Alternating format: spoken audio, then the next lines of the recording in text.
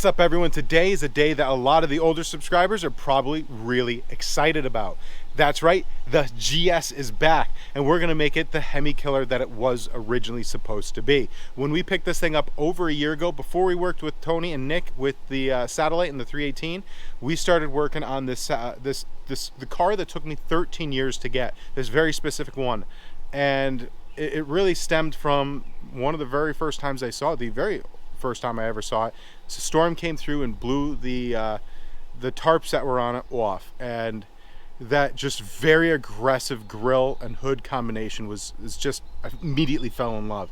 And it's, you know, unfortunately the guy was going to restore it, and it was classic's tale of it sat from the late 70s all the way to last year, and unfortunately certain things took its toll.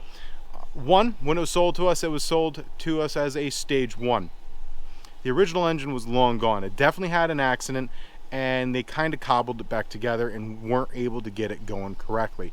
It did, however, have a Buick 350 SP block, which is a phenomenal block for other projects down the road, but I wanted something that would really be able to muster a lot of horsepower. So we were going to do a LS swap, and we had a very bittersweet situation with the Buick Electra back there, where it's just no longer structurally safe, and the amount of time and money to go and replace basically the entire roof as well as the A-pillars down into the firewall, there's a substantial amount of damage to the actual superstructure of that car, that it's just sometimes you got to tap out. And you know me, I'm not one to just like willy-nilly tap out. We did some pretty crazy stuff with that Satellite, but we had some issues with this car. So one of the crazy things was it made it back to our house after we picked it up with the bumper still on, and I didn't tie the bumper on or anything, but as you can see, the bumper wasn't held on to anything, and I didn't know that at the time. It was still in its place, but by the time it was bounced around a bit to get here, that's what it looked like. It was held on by a like dear life. So we got lucky there.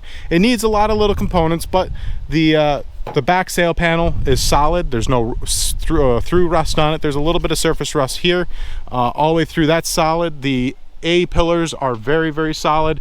There's no rust at all that is significant. If anything, it's just surface rust from just sitting here over the past year.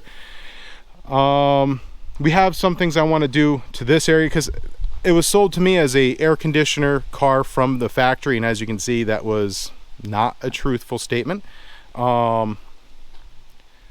She's a little bit cut out by a beaver. It's bad. It's real bad.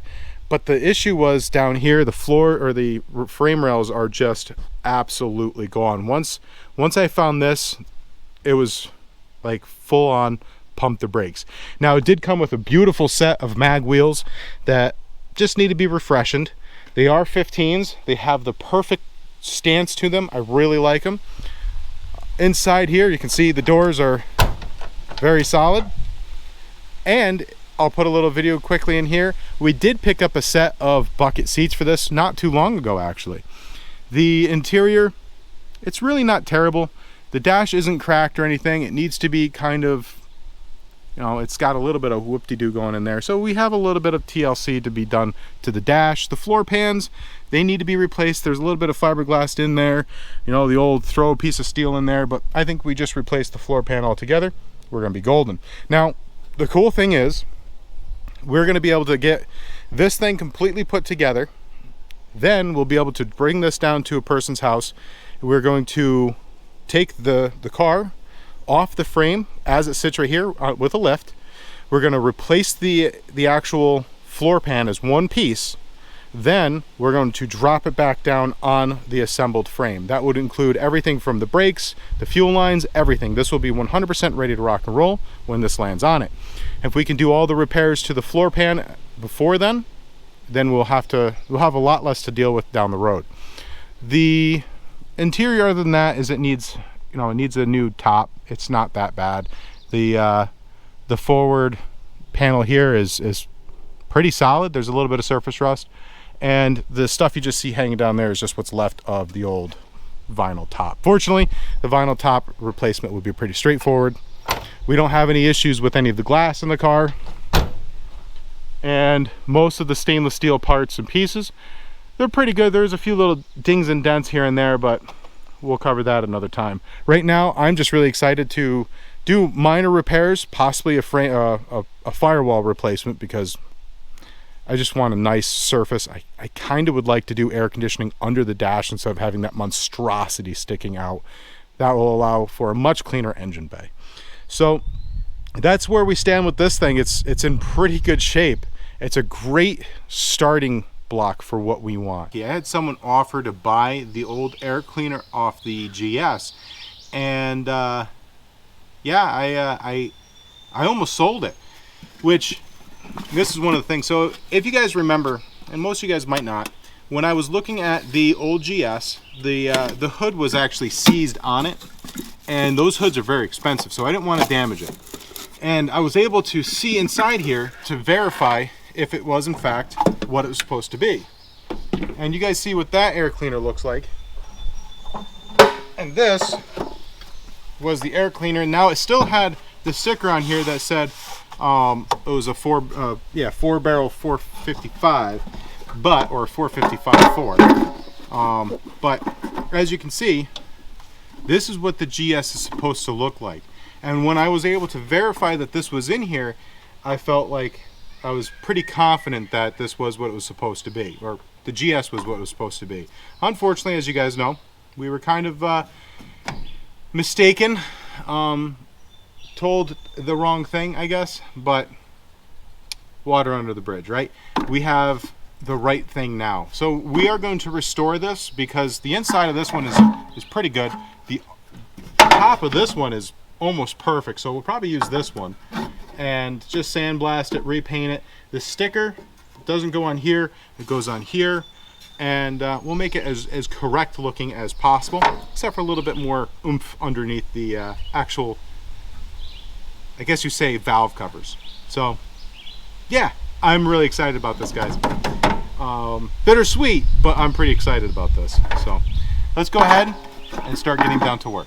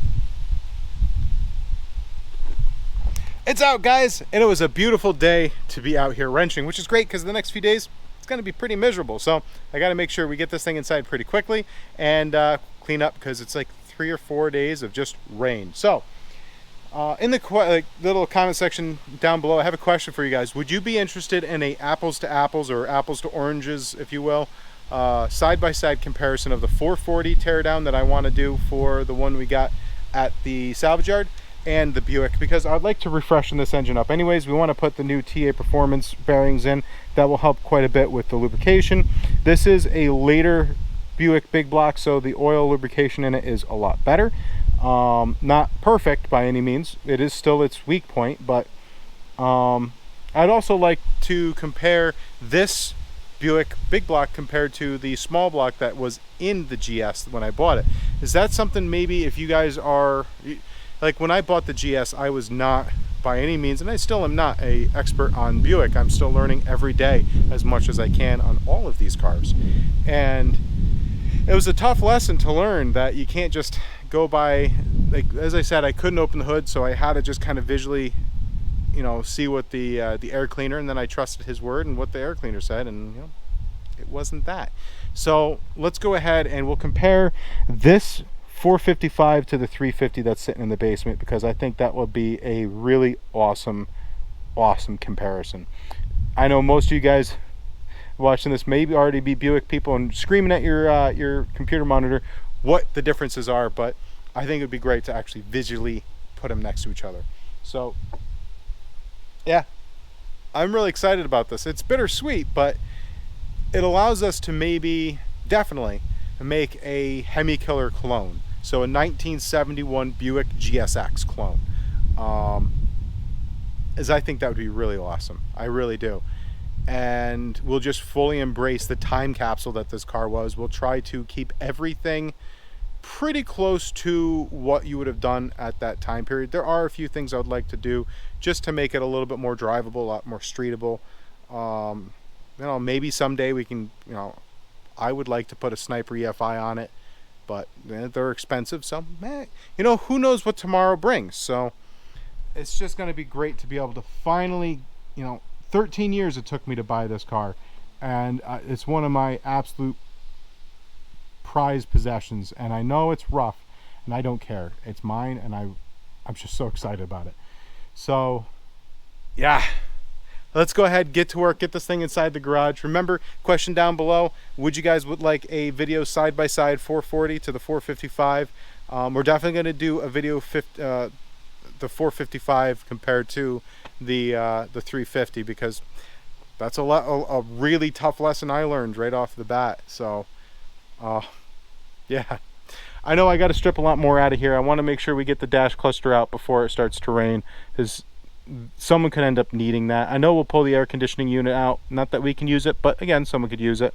And before we do anything else, I want to kind of see if there's someone locally that needs this frame. We'll give it a week, and then afterwards we're going to send her down the road no matter what, because I don't have a junkyard.